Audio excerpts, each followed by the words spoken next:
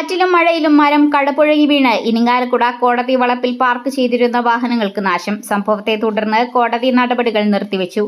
ഇരിങ്ങാലക്കുട മഴയിലും കാറ്റിലും മരം കടപുഴകി വീണ് ഇരിങ്ങാലക്കുട ഠാണ മെയിൻ റോഡിൽ ജുഡീഷ്യൽ ഫസ്റ്റ് ക്ലാസ് കോടതി അങ്കണത്തിൽ പാർക്ക് ചെയ്തിരുന്ന 4 കാറുകൾക്കും 1 ബൈക്കിനും ഭാഗിക നാശം. ബുധനാഴ്ച 11:30യോടെയായിരുന്നു സംഭവം. ആർക്കും പരിക്കില്ല.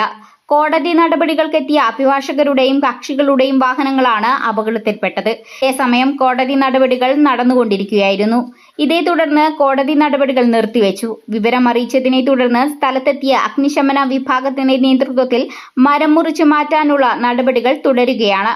വർഷങ്ങളുടെ പഴക്കമുള്ള കോടതി കെട്ടിടത്തിനും നാശം സംഭവിച്ചിട്ടുള്ളതായി അഭിഭാഷകർ പറഞ്ഞു.